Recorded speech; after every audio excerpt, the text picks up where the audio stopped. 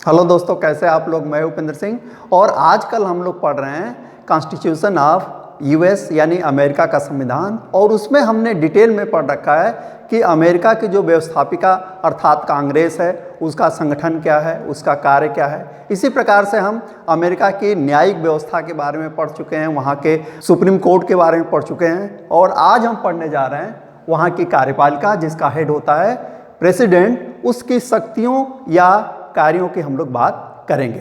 तो सबसे पहले ये देख लीजिए कि जो शक्तियां हैं अमेरिका के राष्ट्रपति की, उसको हम कितने हेडिंग के तहत रख सकते हैं या कितने भागों में विभाजित कर सकते हैं।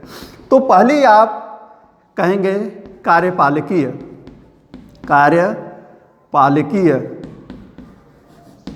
शक्ति, जिसको कहते हैं एग्जीक्यूटिव पावर। दूसरी को आप कह सकते हैं विधायी शक्तियां या लेजिस्लेटिव पावर। तीसरे को आप कह सकते हैं न्यायिक शक्तियां या जुडिशियल पावर। और चौथे को आप कह सकते हैं सैनिक शक्तियां, और इसको कहते हैं अंग्रेजी में मिलिट्री पावर। ये चार मोटे मोटे हेड हैं जिनके तहत हम देखेंगे कि अमेरिका के राष्ट्रपति की कार्य क्या है, उसकी शक्तियां क्या हैं। लेकिन सबसे पहले हम देखेंगे किसको, प्रेसिडेंट की कार्यपालिकी या एग्जीक्यूटिव पावर को, कि उसकी कार्यपालिकीय शक्तियां क्या हैं, एग्जीक्यूटिव पावर क्या है। तो सबसे पहले आप ये कहेंगे कि जो संविधान है, सबसे पहले तो ये आप याद कर लीजिए कि राष्ट्रपति के बारे में जो कहा गया है वह है आर्टिकल 2 में। और आर्टिकल 2 में ये कहा गया है कि जो संयुक्त राज्य है उसकी संपूर्ण कार्यपालिकी शक्तियां किसमें निहित होंगी, राष्ट्रपति में निहित होंगी। और जब आप कार्य के रूप में उसका वर्णन करेंगे तो पहला जो आप कार्य बताएंगे कार्यपालिकी में, वह बताएंगे कानूनों को लागू करना। और अमेरिका ही नहीं, यदि आप भारत के राष्ट्रपति या प्रधानमंत्री की बात कर रहे हैं या ब्रिटेन के सम्राट या प्रधानमंत्री की बात कर रहे हैं और उसके कार्यपालिकी शक्तियों की बात कर रहे हैं, तो पहला कार्य आपको लिखना होगा क्या, कानूनों को लागू करना। क्योंकि आप जानते हैं चाहे वह कार्यपालिका कहीं की भी हो, उसका पहला काम क्या होता है, कानूनों को लागू करना। अब यहाँ आ जाइए, इसमें क्या क्या आता है। पहली चीज़ तो ये कि उन कानूनों को लागू करना जिसे कांग्रेस ने बनाया है, कांग्रेस द्वारा निर्मित कानून। दूसरा ये है कि जो वहाँ की सुप्रीम कोर्ट है वह भी जो निर्णय देती है वह भी एक प्रकार से कानून होता है, तो उन निर्णयों को लागू करना।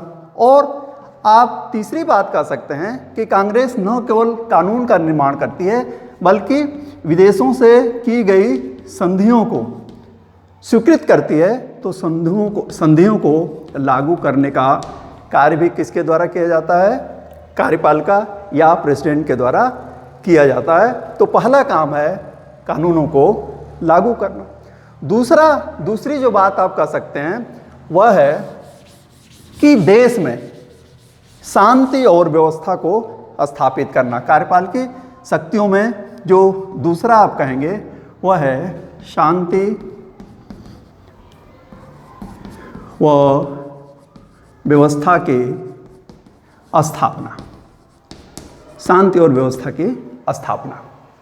और इसमें पहली चीज आप ये कहेंगे कि चूंकि राष्ट्रपति के पास संपूर्ण कार्यपालिकी शक्तियां हैं, तो वह न केवल पूरे देश में बल्कि राज्यों में भी शांति और व्यवस्था स्थापित करने का कार्य करता है।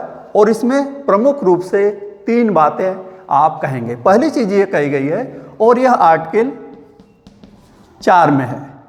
प्रेसिडेंट के बारे में मैक्सिमम चीजें कही गई है अनुच्छेद 2 में, लेकिन यह जो बात मैं बताने जा रहा हूं शांति और व्यवस्था के संदर्भ में, इसका उल्लेख कहाँ है, आर्टिकल 4 में। तो पहली चीज ये कि राज्यों में गणतंत्रात्मक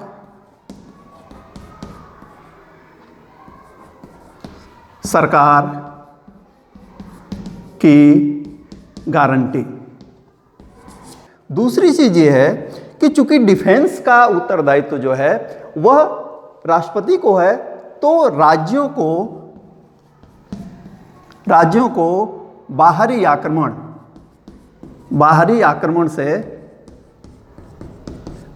सुरक्षा प्रदान करना किसका काम है? राष्ट्रपति का काम है। लेकिन बाहरी आक्रमण न भी हो तो आंतरिक अशांति हो सकती है, आंतरिक अशांति हो सकती है, तो उससे सुरक्षा प्रदान करने का काम भी किसका है? राष्ट्रपति का। अब यहाँ ध्यान रखिए, यदि कोई बाहरी देश अमेरिका के किसी राज्य पर आक्रमण कर देता है तो बिना पूछे, उस राज्य से पूछने की जरूरत नहीं है, उसकी सुरक्षा के लिए जो प्रेसिडेंट है अपनी आर्मी को मूव कर सकता है। लेकिन यहाँ पे जब इंटरनल डिस्टरबेंस होता है तो राष्ट्रपति तब तक वहाँ हस्तक्षेप नहीं करता है जब तक कि वहाँ का गवर्नर या वहाँ के विधान जो सभा है वह ऐसा करने के लिए अनुरोध न करे। तो ये 3 मेजर काम है किसके तहत? शांति और व्यवस्था की स्थापना के तहत। तीसरा जो काम आप कह सकते हैं कि चूंकि ये कार्यपालिकी काम उसको करने हैं तो यह काम राष्ट्रपति अकेले नहीं कर सकता, तो तीसरा आप इसके अंतर्गत कहेंगे कि नियुक्ति, अपॉइंटमेंट, नियुक्ति करने का अधिकार या कार्य राष्ट्रपति क्या करता है? कुछ नियुक्तियां करता है, क्योंकि वह अकेले काम नहीं कर सकता। और सबसे पहली नियुक्ति आप बताएंगे कि जो उसके सचिव हैं, जिनको हमारे यहाँ मंत्री कहा जाता है, उनकी वह नियुक्ति करता है। और वर्तमान में कितने विभाग हैं वहाँ पे? 13 विभाग हैं। तो 13 विभागों के सचिवों की नियुक्ति करता है, जो कि आम भाषा में मिनिस्टर कहे जाते हैं। फिर वह क्या करता है कि जो न्यायाधीश हैं, न्यायाधीशों की नियुक्ति करता है, जैसे सुप्रीम कोर्ट में न्यायाधीशों की नियुक्ति करता है। इसी तरीके से वह सेना के प्रमुखों की नियुक्ति करता है, प्रमुखों की नियुक्ति करता है। फिर आप दिखा सकते हैं कि जो संघीय आयोग हैं, उनके सदस्यों और अध्यक्षों की यह नियुक्ति करता है। तो ये उसकी कुछ प्रमुख नियुक्तियां हैं। और भी कह सकते हैं कि जो विदेशों में राजदूत नियुक्त होते हैं या वाणिज्य दूत नियुक्त होते हैं, उनकी नियुक्ति भी कौन करता है? राष्ट्रपति करता है। यहाँ एक चीज़ आपको ध्यान में रखना होगा, जिसको हम कहते हैं सीनेट के प्रति शिष्टाचार, सीनेटोरियल कर्टसी जिसको बोलते हैं। तो इन नियुक्तियों में राष्ट्रपति को सीनेट की सहमति लेनी पड़ती है। हटाने के लिए वो मैक्सिमम को हटा सकता है, जैसे किसी सचिव को हटा सकता है, लेकिन वह न्यायाधीशों को तब तक नहीं हटा सकता जब तक कि उनके प्रति महाभियोग न लागू किया जाए। तो ये कार्यपालिका में तीसरा कार्य हो गया। चौथा काम आप बता सकते हैं उसके कार्यपालिकी शक्तियों में विदेशी संबंधों का संचालन। यहाँ ध्यान रखिए कि राष्ट्रपति एक फॉरेन सेक्रेटरी, जिसको सेक्रेटरी ऑफ स्टेट भी बोलते हैं, विदेश सचिव उसके पास एक मंत्री होता है या सचिव होता है, विदेश सचिव। यह तो रहता है जो विदेशी मामले देखता है। लेकिन इसके बाद भी आप कह सकते हैं कि जो राष्ट्रपति है वह क्या है? वह राष्ट्रपति प्रमुख प्रवक्ता है। किसका? विदेश नीति का। और वही प्रमुख साधन है विदेश नीति का। यानी यूएस का किस देश के साथ कैसा संबंध होगा, वह संबंध कैसा, जैसे शत्रुता का हो सकता है या मित्रता का हो सकता है।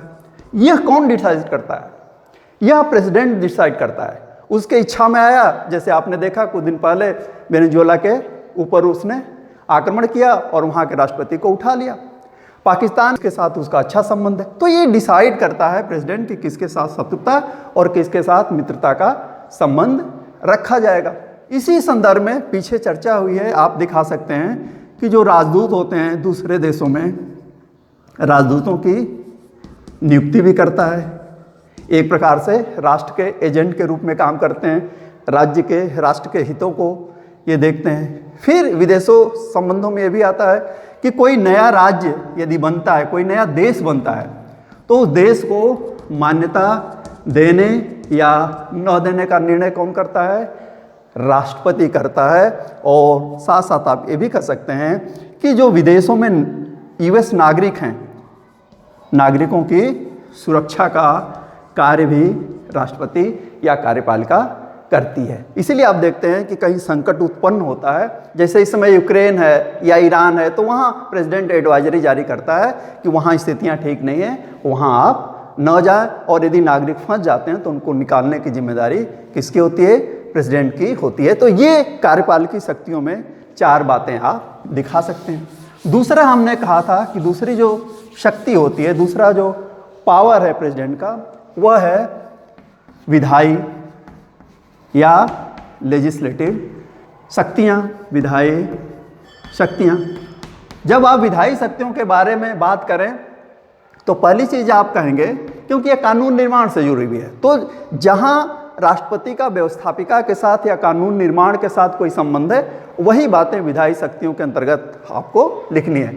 तो पहली चीज़ ये जानिए कि यह कांग्रेस का अंग नहीं है, कांग्रेस का अंग नहीं है। प्रेसिडेंट कांग्रेस का अंग नहीं होता।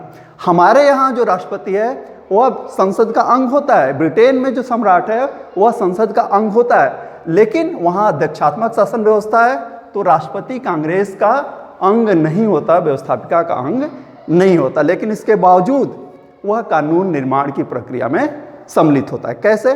पहली चीज तो ये कि विधेयकों पर हस्ताक्षर, विधेयकों पर हस्ताक्षर, यानी कांग्रेस जिन विधेयकों को पास करती है, कौन? कांग्रेस। कांग्रेस में बिल प्रस्तुत होता है, दोनों सदनों में जब पास हो जाता है तो वह कहाँ जाता है? राष्ट्रपति के पास जाता है, और राष्ट्रपति यदि उस पर हस्ताक्षर कर देता है तो वह विधेयक क्या बन जाता है? कानून बन जाता है। यहाँ एक और पावर है जिसको आप कहते हैं वीटो पावर। राष्ट्रपति जरूरी नहीं है कि उसके सामने जो विधेयक पास होकर के पहुंचे उस पर हस्ताक्षर कर दे, वह क्या कर सकता है कि वह उसे लौटा सकता है, वापस कर सकता है उस सदन को जहां से उसकी शुरुआत हुई थी। और यदि वह ऐसा करता है और पुनः कांग्रेस उसको पारित कर देती है तो वह कानून बन जाता है, लेकिन इस प्रक्रिया में वह क्या करता है? थोड़ा सा विलंब कर देता है, तो इसको बोलते हैं विलंबकारी निषेधाधिकार। और दूसरे को कहा जाता है जेबी, पॉकेट वीटो। इसमें क्या करता है कि वह उस विधेयक को लौटाता नहीं है, न साइन करता है, अपने पॉकेट में रख लेता है। और कई बार जब 10 दिन का समय बीत जाता है और इस बीच कांग्रेस का सत्र समाप्त हो जाता है तो वह विधेयक अपने आप खत्म हो जाता है। तो ये पहली बात आप कहेंगे। दूसरी बात आप कह सकते हैं कि जैसे भारत में राष्ट्रपति को अध्यादेश जारी करने का अधिकार है, वैसे ही अमेरिका में राष्ट्रपति को प्रशासनिक आदेश निकालने का अधिकार है, एडमिनिस्ट्रेटिव ऑर्डर, इसको ऑर्डिनेंस भी कह सकते हैं। और इसकी महत्ता वैसे ही होती है जैसे कि कानूनों की होती है, तो इसके माध्यम से भी वह कुछ कानून बना सकता है। इसके बाद आप ये दिखा सकते हैं कि वह पार्ट नहीं है कांग्रेस का, लेकिन जो तीसरा संबंध है इस संबंध में वह यह कि कांग्रेस को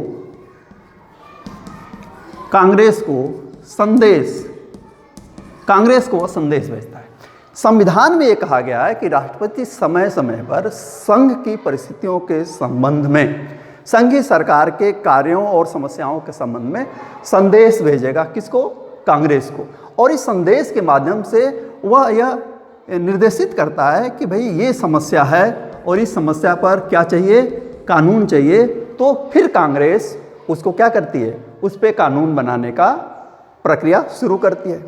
इसके अतिरिक्त वह क्या करता है कि वह सत्र का अवसान कर सकता है। सत्र का अवसान कर सकता है कब? जब कांग्रेस के दोनों सदन इस बात पे सहमत न हो कि कब सत्र समाप्त हो, तो विवाद की स्थिति में प्रेसिडेंट क्या करता है? सत्र का अवसान कर सकता है और ये भी कर सकता है कि विशेष परिस्थितियों में वह विशेष अधिवेशन बुला सकता है कांग्रेस का, यदि उसे लगता है कि ऐसी स्थिति है तो ये है उसकी विधायी शक्तियाँ। तीसरी शक्तियाँ आप कह सकते हैं जो न्यायिक क्षेत्र में या न्यायिक क्षेत्र से जुड़ी हुई शक्तियाँ हैं, उसे आप कहेंगे न्यायिक शक्तियाँ, जुडिशियल पावर। न्यायिक शक्तियाँ, तो इसमें आप पहली चीज़ क्या करेंगे, ध्यान रखिए कि जब आप न्यायिक शक्तियों की बात करें तो वहाँ के न्यायालय से जुड़ी हुई या न्याय प्रक्रिया से जुड़ी हुई बातें आपको करनी है। तो पहला काम वो क्या करता है कि जो सुप्रीम कोर्ट है या दूसरे संघीय कोर्ट हैं, उनके सुप्रीम कोर्ट के न्यायाधीशों की नियुक्ति करता है। लेकिन ध्यान रखिए कि जब वो मनोनीत करता है किसी जज को या किसी व्यक्ति को जज के रूप में, तो उसके लिए उसे सीनेट की सहमति की जरूरत होती है। सीनेट की सहमति के बिना वह किसी व्यक्ति को जज नहीं बना सकता। दूसरा इंपॉर्टेंट चीज आप कह सकते हैं कि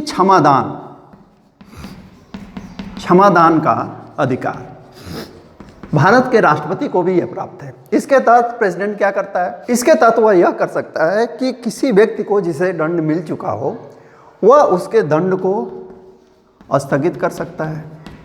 दूसरा क्या कर सकता है, उसे कम कर सकता है और उसे पूरी तरह क्षमा प्रदान कर सकता है। ये दो मुख्य बातें हैं जो आपको उसकी न्यायिक शक्तियों के बारे में लिखना है।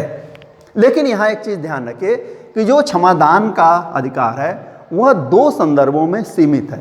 पहला ये कि वह क्षमादान तो दे सकता है, लेकिन राज्य से जुड़े विषयों पर नहीं, और दूसरा ये कि जिनको महाभियोग की प्रक्रिया से हटाया गया है उनको भी वह क्षमादान प्रदान नहीं कर सकता। और अब आइए देखते हैं चौथा और आखिरी अधिकार, जिसको मैं कह रहा हूँ सैनिक अधिकार। वैसे अनेक जगहों पे इस पावर को कार्यपालिकी शक्ति में ही इंक्लूड किया जाता है, लेकिन मैंने इसको अलग अलग इसलिए किया ताकि आपको सामान्य रूप से याद रहे कि कार्यपालिकी शक्तियाँ, विधायी शक्तियाँ, न्यायिक शक्तियाँ और सैनिक शक्तियाँ। तो आखिरी पावर है सैनिक शक्तियाँ। अब इसमें क्या करता है वह, अब सेना से जुड़ी हुई बात है, तो पहला काम वह यह करता है कि सेना के प्रमुखों को नियुक्त करता है। अपॉइंट करने का काम कौन करता है, प्रेसिडेंट करता है। दूसरा वो क्या करता है कि चूंकि वह सेना का सर्वोच्च सेनापति है, सर्वोच्च कमांडर सेनापति है, भारत का राष्ट्रपति भी क्या है, सर्वोच्च कमांडर होता है, तो इस रूप में वह तीसरा काम करता है, सेना का प्रयोग करता है। वह सेना का प्रयोग करने का मतलब यह है कि वह अपनी आर्मी को, सेना को ऑर्डर कर सकता है कि भाई यहाँ पे ये अभियान चलाना है। जैसा कि आपने देखा वेनेजुएला में उसने अभियान चलाया, या इजराइल और ईरान का जब टेंशन चल रहा था तो इसने ईरान पे आक्रमण किया। यानी कि युद्ध का संचालन करने का काम जो है, युद्ध संचालन का जो कार्य है वह किसके पास है, वह प्रेसिडेंट के पास है। लेकिन एक चीज़ आपको ध्यान रखना होगा कि युद्ध की घोषणा वह नहीं करता। घोषणा किसके पास है, यह कांग्रेस के पास है। कांग्रेस युद्ध की घोषणा करती है, युद्ध का संचालन प्रेसिडेंट करता है, लेकिन घोषणा कौन करता है, कांग्रेस करती है। और इसी प्रकार जो संधि है, संधि भी प्रेसिडेंट करता है, लेकिन जब तक सीनेट उसको एक्सेप्ट नहीं करती तब तक संधि वह मान्य नहीं है। तो ये था राष्ट्रपति की शक्तियाँ, उसके पावर। देखते रहिए, पढ़ते रहिए। Thank you very much.